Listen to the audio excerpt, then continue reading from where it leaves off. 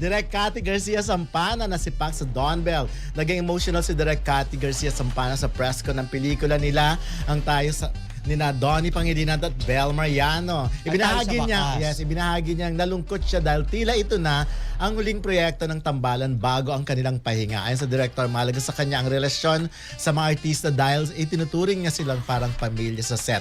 Sinabi niyang masaya siyang nakita ang maturity ng Don Bell at tanda na sila sa mas seryosong proyekto. Panoorin natin.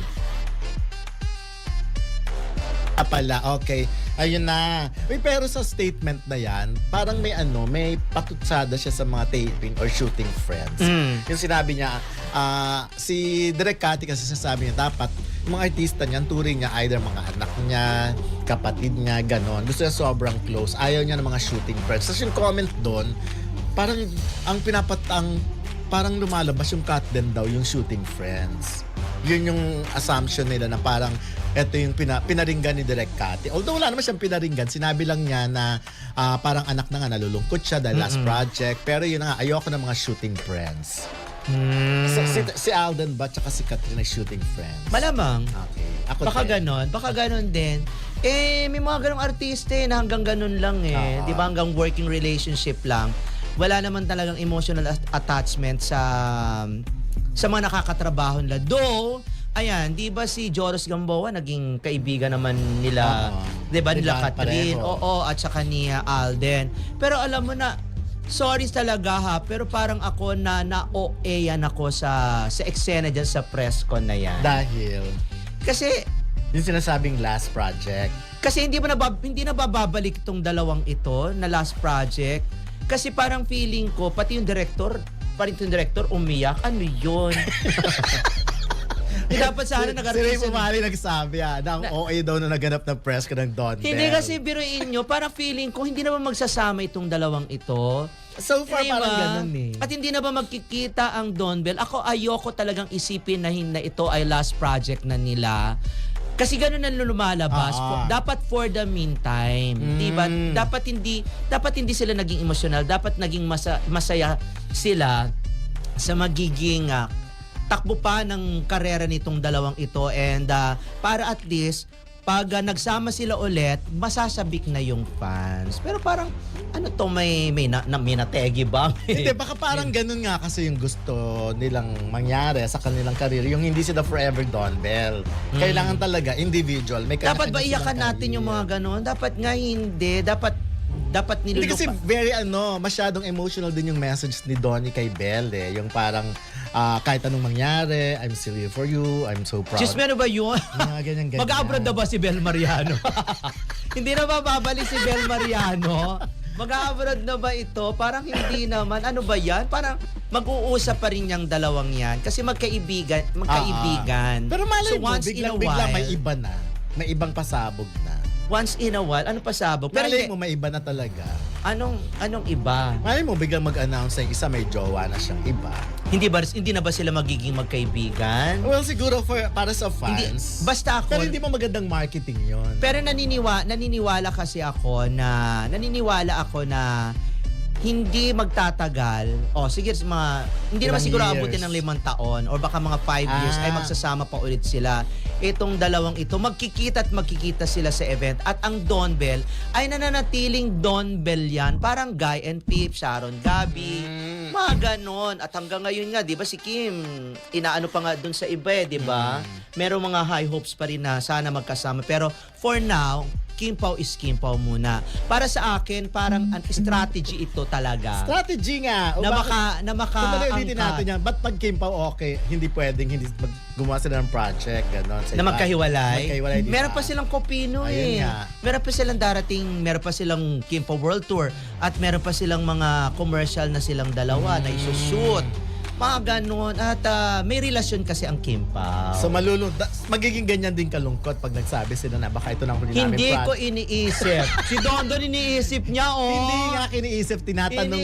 Tinatanong nga kita. Kasi bakit mo ko tatanungin ng mga bagay-bagay na ayaw marinig ng mga Kim Pao? Hindi mo kasi ma-appreciate yung lungkot nila na maghiwalay na sila. Wala silang relasyon eh, di ba? Okay. Wala silang relasyon.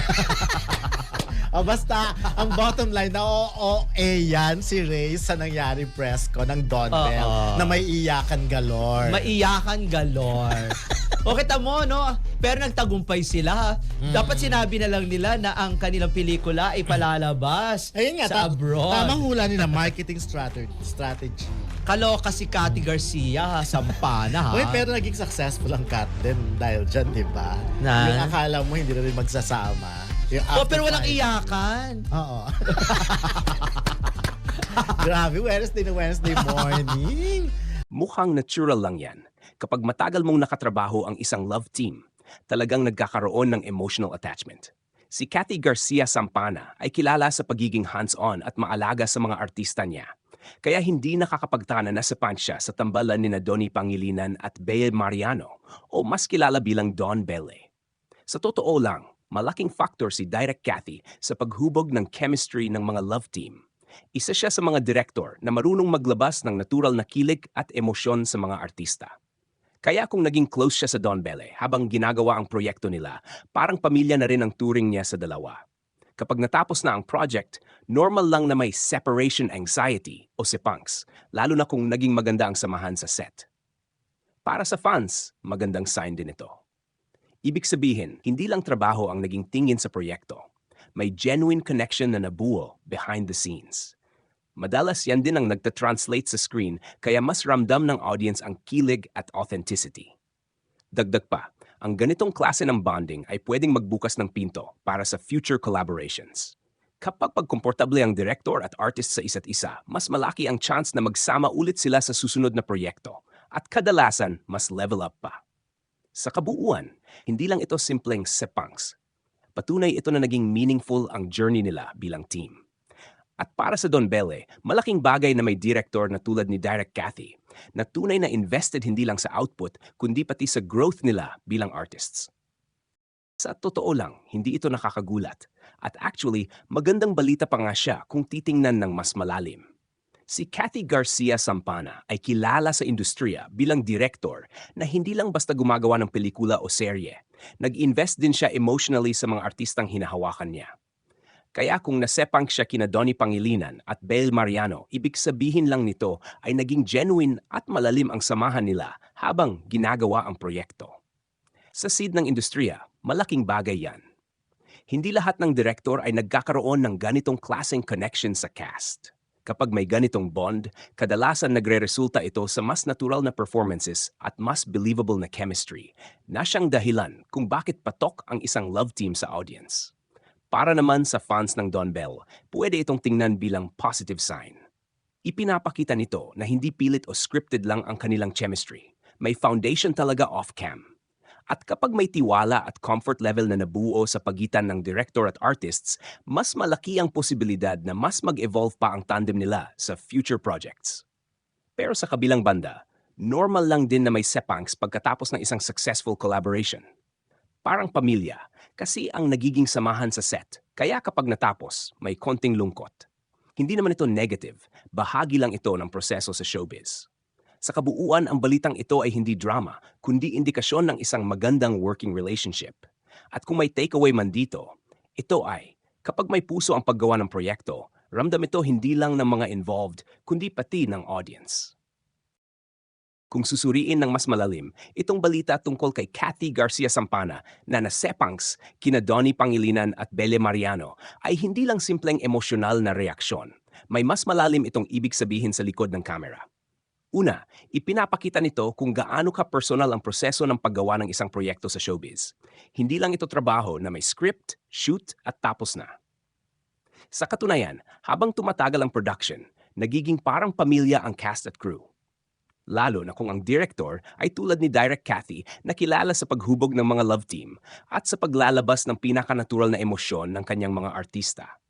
Kapag sinabi niyang may sepang siya, parang sinasabi rin niya na naging meaningful ang buong journey nila. Hindi lang professionally, kundi pati emotionally. Pangalawa, malaking indikasyon ito ng kalidad working relationship. Hindi lahat ng director ay aamin na mamimiss niya ang mga artista niya. Ang ganitong openness ay nagpapakita na naging komportable at collaborative ang environment sa set. At kapag ganito ang atmosphere, mas nagiging organic ang performances. Kaya hindi nakapagtataka kung bakit nagwo-work ang chemistry ng Don Bell dahil may solid foundation sila kahit off-cam. Pangatlo, mahalaga rin ito sa perception ng fans. Sa mundo ng love teams, laging may tanong kung gaano katotoo ang connection ng mga artista.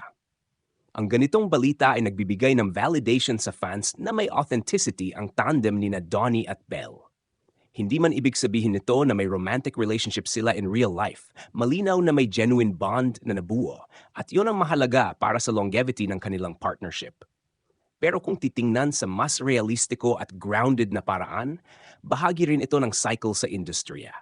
Lahat ng proyekto ay may simula at katapusan. Ang sepans ay natural na emosyon kapag natapos ang isang matagumpay at masayang collaboration.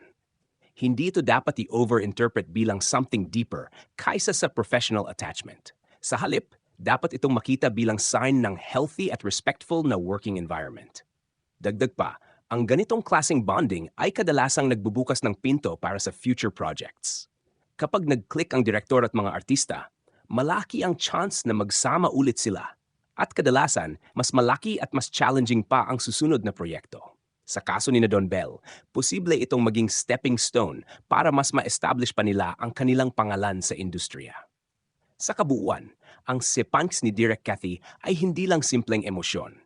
Ito ay simbolo ng isang matagumpay na kolaborasyon, isang patunay na may puso ang kanilang proyekto, at isang indikasyon na may potensyal pa para sa mas marami pang magagandang pagkakataon sa hinaharap. Para sa fans at observers, ito ay isang paalala na sa likod ng bawat kilig na napapanood natin, may tunay na samahan at effort na nagaganap sa likod ng kamera.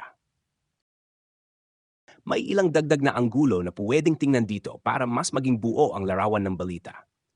1. Branding at longevity ng Don Bell. Ang ganitong klase ng sepanics mula kay Cathy Garcia Sampana ay hindi lang emosyon, nakakatulong din ito sa branding ni na Donnie Pangilinan at Belly Mariano. Sa showbiz, mahalaga ang narrative na maganda ang samahan behind the scenes dahil mas tumitibay ang loyalty ng fans kapag ramdam nilang authentic ang connection. Ito ang isa sa mga dahilan kung bakit tumatagal ang isang love team. 2. Trust factor sa direktor at artista. Kapag may ganitong klase ng attachment ang direktor, ibig sabihin mataas ang level ng trust na nabuo. Sa susunod na projects, kung sakali, mas magiging open ang Don Bell sa mas challenging roles, whether mas mature na eksena o mas malalim na storytelling, dahil may tiwala na sila sa direksyon ni Direk Cathy. 3. Posibleng repeat collaboration. Sa industriya, hindi bihira na kapag nag-click ang tandem ng direktor at artista, inuulit-ulit ito. Nangyari na ito sa ibang love teams sa Pilipinas. Kaya ang sepangs na ito, pwedeng maging pahiwatig na hindi pa dito nagtatapos ang kanilang working relationship. Posibleng may mas malaki pang proyekto sa hinaharap. 4. Epekto sa fans at expectations. Habang nakakatuwa para sa fans ang ganitong balita, may maliit ding risk. Tumataas ang expectations. Kapag nasanay ang audience sa isang level ng kilig o quality, inaasahan nilang mahihigitan pa ito sa susunod. Pressure ito hindi lang sa Don Bell, kundi pati sa creative team. 5. Reality check sa showbiz dynamics. Mahalagang tandaan na kahit may emotional bond, trabaho pa rin ito sa huli. Ang sepans ay bahagi lang ng proseso ng pagtatapos ng isang proyekto. Hindi ito garantiya ng personal relationship beyond work, kundi indikasyon ng magandang samahan sa loob ng production. 6. Growth ng Don Bell bilang individual artists. Isa pang interesting na punto, habang lumalakas ang tandem nila, mahalaga rin na mag-grow sila individually. Ang guidance ng isang director tulad ni Direk Cathy ay makakatulong para hindi sila makulong sa isang image lang, kundi mag-expand sa mas iba't ibang roles sa future. Sa kabuuan, ang balitang ito ay hindi lang simpleng nakaka-miss. Ito ay may implikasyon sa career trajectory, fan culture, at future opportunities ng Don Bell. Kung tutuusin, mas mahalaga pa nga ang ganitong klase ng relasyon sa likod ng kamera kaysa sa nakikita lang natin sa harap nito.